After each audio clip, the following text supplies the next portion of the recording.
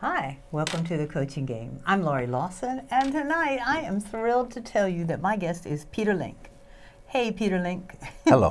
Hello. You're going to see on the bottom we have a title that says Creative Director. I really call him Creative Genius for many, many years now. This man, I can't even tell you. And the reason I asked him on the Coaching Game, he's not a coach, but then again, in certain ways you are, because you are very inspirational. And he has his own, you know what, you tell us. I want to know, he's got everything related to music he knows how to do, and he has done. So tell us, how did you get into music, and when did this madness start? Well, I was 6. Okay. And my father, who had been a musician, and had decided not to be a musician when the Depression came along, decided to be an accountant of all things. Oh my goodness. And, both ends of that spectrum, yeah. But we had a musical family, and there was always music on. And he was a drummer, and he said to me one day, "Would you like to learn to play the drums?" And I said, "Yeah."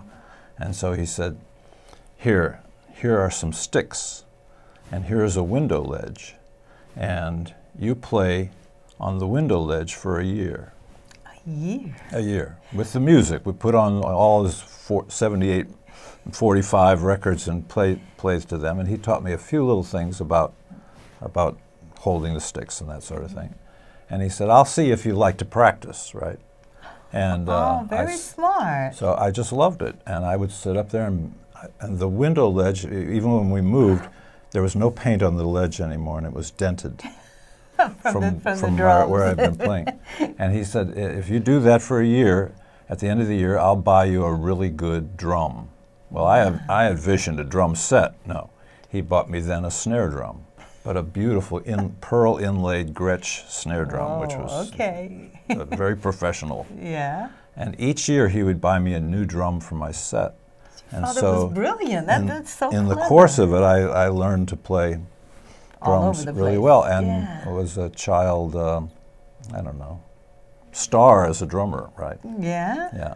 And then when I got to college, I just went, there's got to be something more than right? The beat, yeah. So I got into the guitar, and then played guitar for many years, came to New York.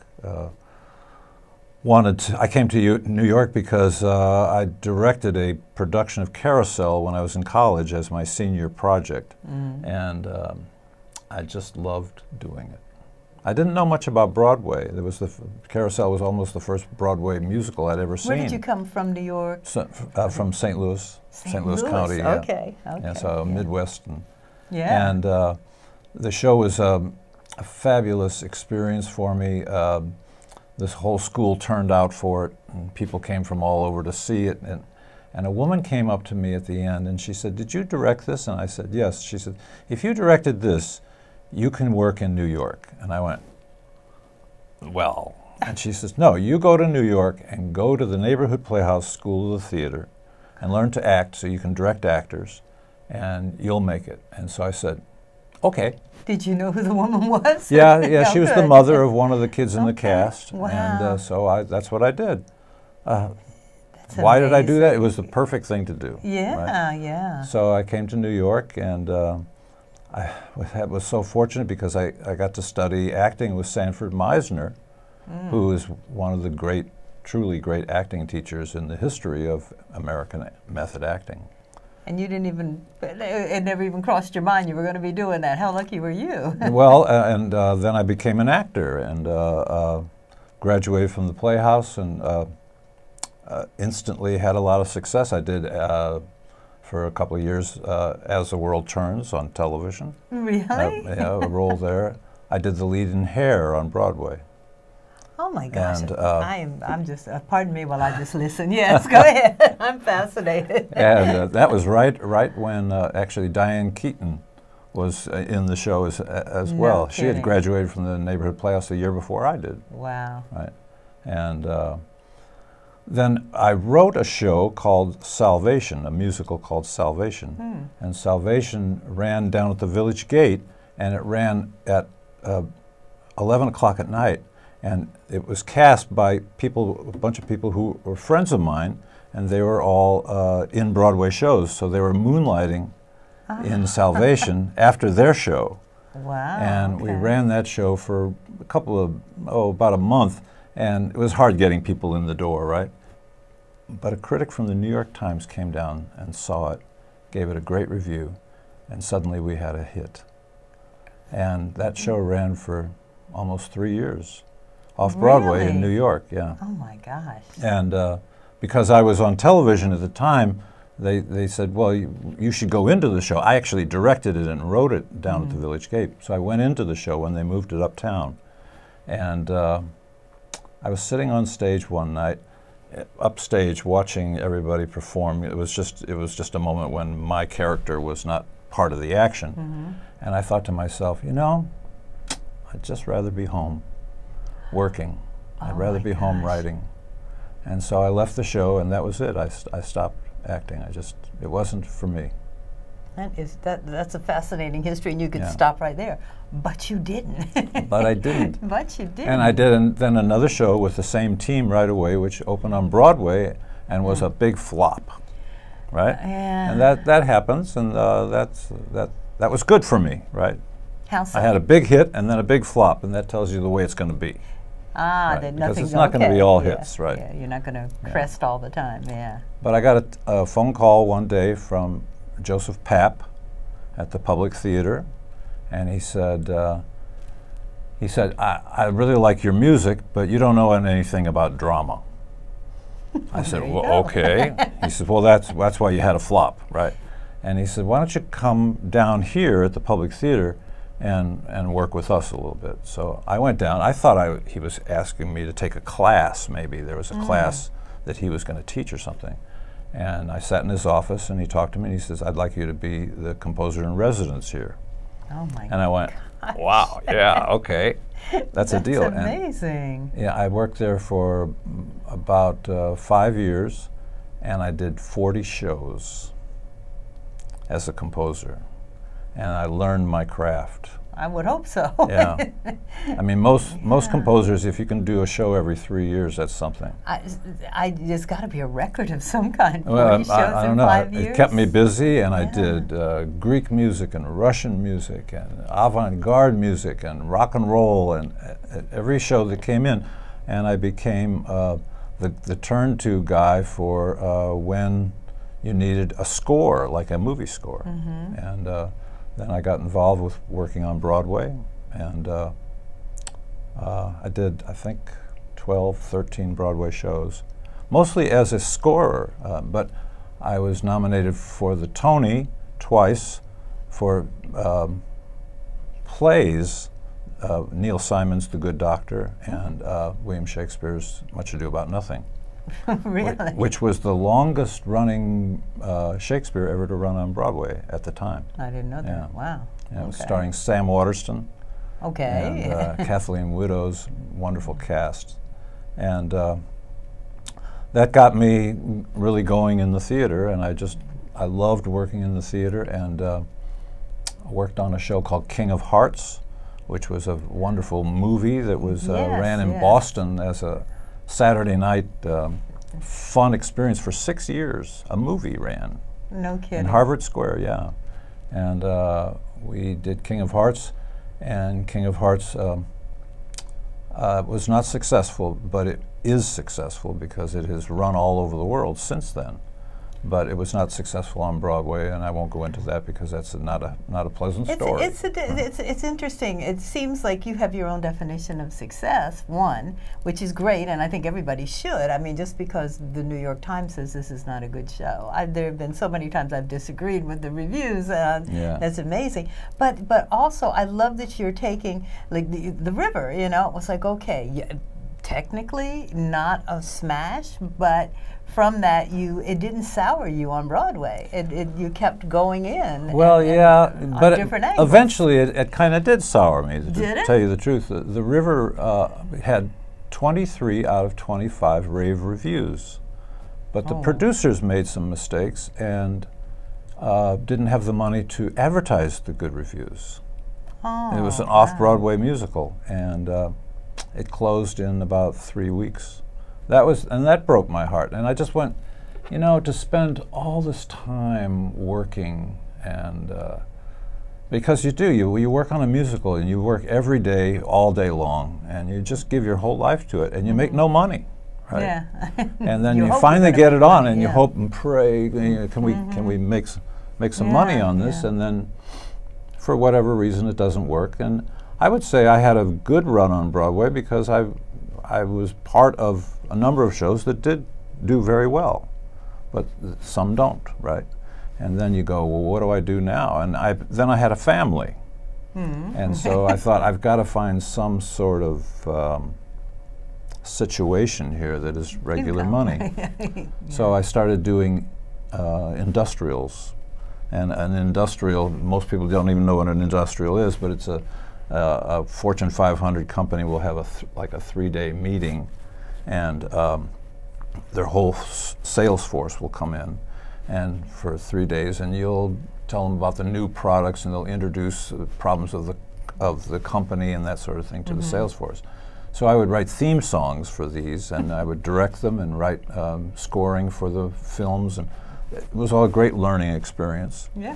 And it was great money. Go, hey. So at some point you have to get that money, absolutely. So not only did the money feed my family, but it built me a really nice studio called West Tracks Recording Studios, which was a really good studio in New York for the working artist for about 23 years. I didn't know it was that long, really. Yeah. The recurring theme, and it seems like, even if I keep thinking of The Godfather, I keep trying to get out and they pull me back in. Music just keeps calling you. It says, here's another opportunity, Peter, and you do it, and I love that. Calling is interesting. It's also all I know how to do. Well, so you got to do it. Yeah. Right. That works beautifully. And when we worked on the show, it was in the industrials. It was great work. It was just constant work for me and constant learning. And at the time, I was married to a wonderful vocalist who you know very well, named Jenny Burton, who was a tremendous singer and had her own really strong career as a dance music artist and then an R&B artist with Atlantic Records. And I produced her, and we just had a really great experience. She worked with me with the industrials, and we then decided to put together a group called the Jenny Burton Experience. Which is undefinable. You can't define it. It was an experience. I hope it comes back. I keep praying. It's one of my favorite CDs in my car. Yes, beautiful experience. Yeah. And that group ran in New York for close to 10 years. Every Thursday night at a club called Don't Tell Mama. Yes. And then it went out all over the country, played big venues. It was actually the first gospel show ever to headline in Atlantic City. No kidding. Yeah, Resorts International. I never saw a bad review, and there couldn't be. But you've come close to I feel, if you want to get a taste of that experience, I would say Peter has something going on called Is Anybody Listening? Tell us a little bit about that, because that is so moving, and again, I can't explain it. It's experiential. Where did that come from, and what's the theme of that? I've worked a lot with both plays, musicals, and concerts in my life, and so it's been interesting to me to meld the three. And so, Is Anybody Listening was a review of songs that talked about the problems that we all face as a human race every day. The headlines of the newspaper, like racism, like the women's problem that has just blown up all around us, thank God. And so it was like a review, climate control, polarization of America. So these were all songs that talked about the issues that we all face every day. And basically the idea of the show was that we can't throw money at these things. And most people raise money to solve the problem. And the fact is that we must, as a human race, become better people. And so we must raise consciousness, not money. And that was the ultimate message of the show, right? Yeah. And there are just so many inspirational songs, and you'll get to see Jenny, and you'll get to see Julia Wade, who's also affiliated with Peter, and tell us about Remnants, because this is his latest project, and where did this come from? Jenny and I were married for 16, 17 years, and we decided to go our happy ways, and I will say that it's a very evolved relationship that we have right now, because then I married another wonderful singer named Julia Wade, and to this day, the three of us are the best of friends. It's truly amazing to watch the three of them together, and there's a gorgeous son in between. And we work together, and it's great. It's just a great experience. And Julia and Jenny are best of friends, and that's fun. That's the way it's supposed for to. All of us. That's how. But where did Remnants come from? So when Julia and I moved out of New York, we decided to. We lived in Manhattan Plaza, where you live. If I can say that. Yes, you can. Don't stalk me. I don't think you will, but. And we just decided that living in concrete was done, and we would give me a tree, please. Yes, a tree, and we have this green stuff that comes out of the ground. Amazing, it's amazing. Isn't it? Yeah, it really is. So we moved to a little town called Summit, New Jersey, and we live right down the block from a horse stable and a beautiful park, and so there we are very happy there. And but it's just a 40-minute ride into New York, so we're close. We have the best of both worlds. And when we moved, I have always, as a composer, I've taken all of my songs and I've kept track of them. I had stacks and stacks of music from before, and so the opportunity to move gave me the opportunity to organize it. I threw about a third of it away because it was old stuff that I wasn't that proud of anymore, and but I kept coming across these little ideas, and I found a couple of songs that I went, that was a good song I wrote back in my 20s. You know, I had completely forgotten about it. And so I decided to do an album. I've worked with so many great singers in my life that I don't consider myself on that level, but I can sing. So I do an album about once every 7 years, right, of my own. So I decided it was time to do another one, and so I did an album called Remnants.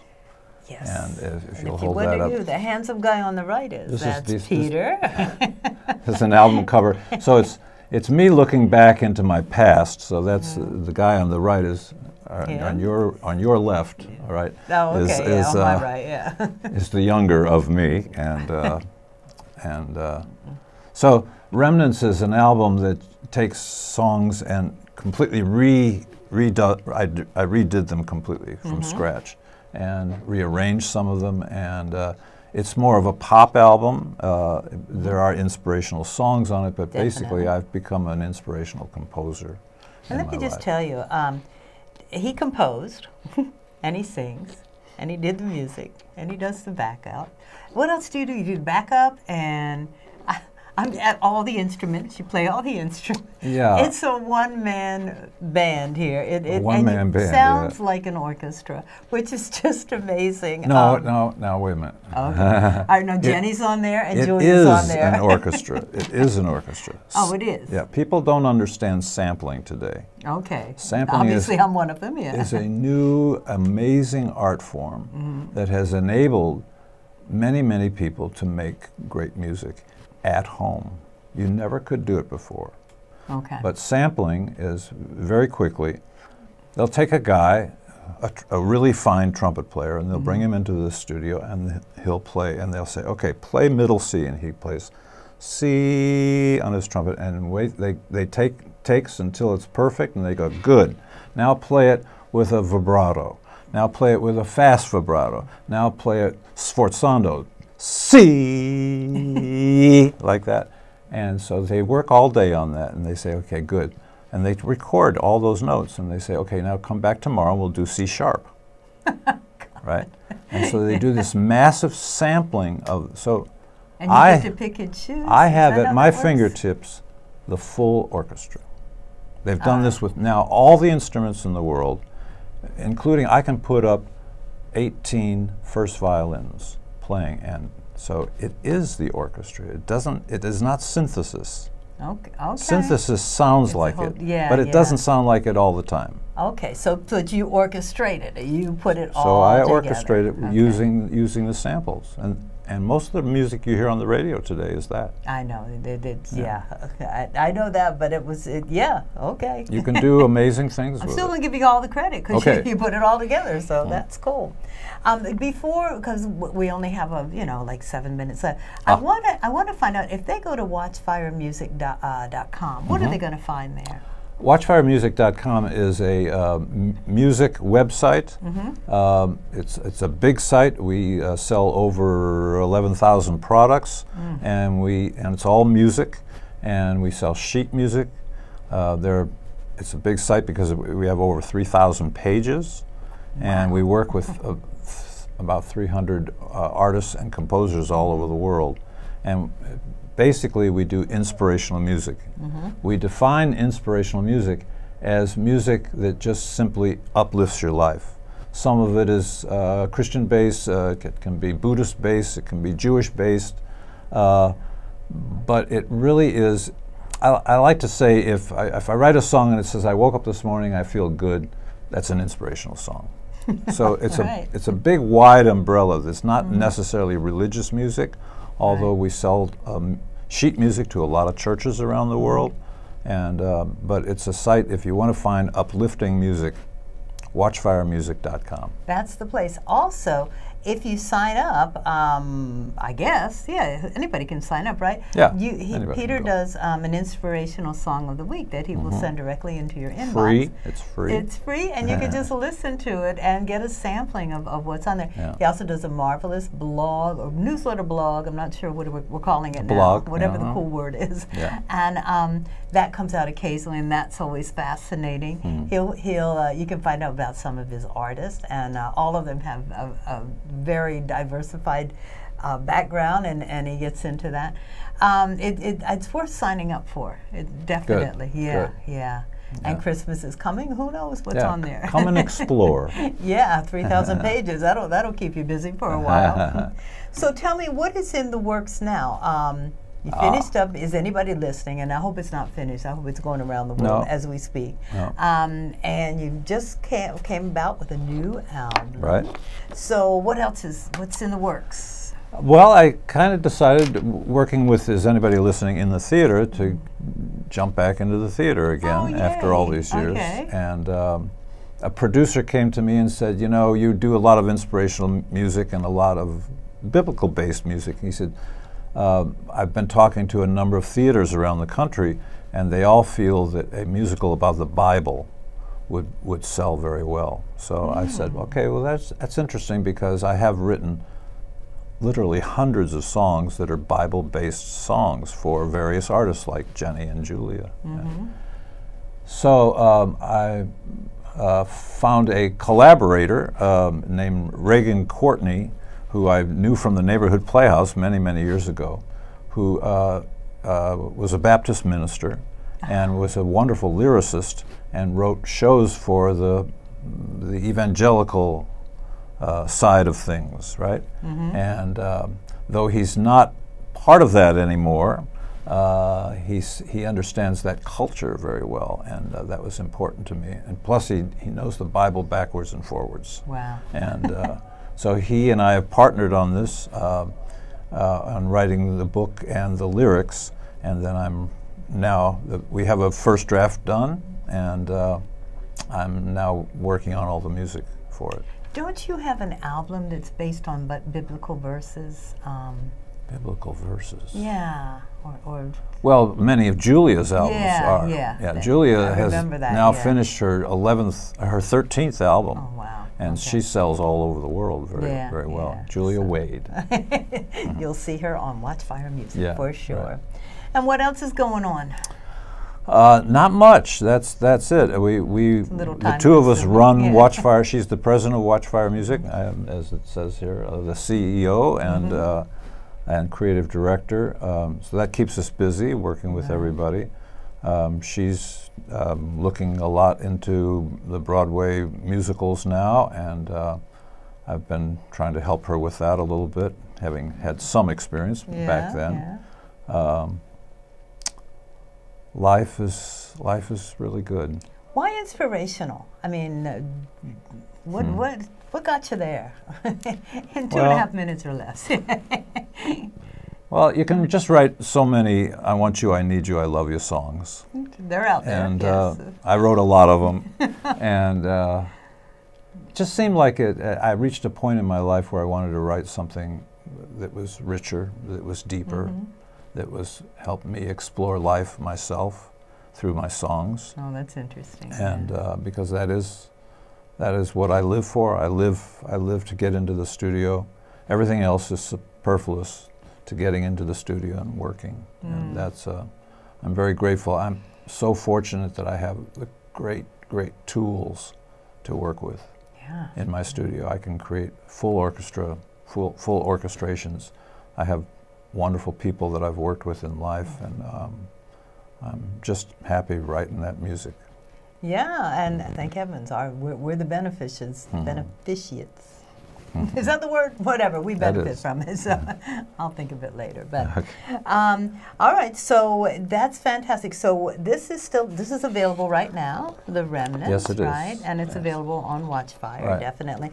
And I have to tell you, there are songs in there that deal with I won't say the Me Too movement, but I love your introduction to Angelina.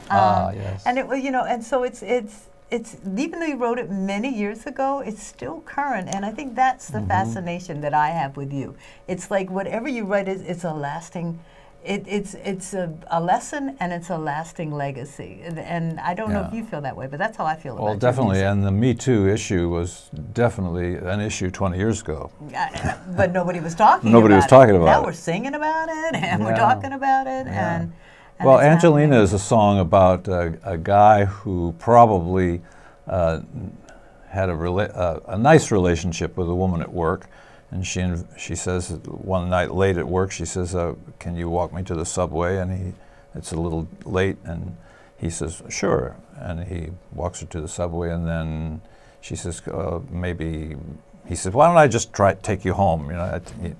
And she invites him in, and he goes, "Oh, maybe I shouldn't do this." And she says, "Oh, please, I'm a little worried about the hallways in my building." And then he finally goes, "No, I'm going to go." And so, not all men are guilty. And I'm going to leave it on that sentence. Not all men are guilty. But I'm going to leave it on this. But many of them are. Yes. Peter Ling, delightful as always. Just keep creating. We love it. We love it. Thank you so much for being on the Coaching Game. Thank you, Laurie. Thank you.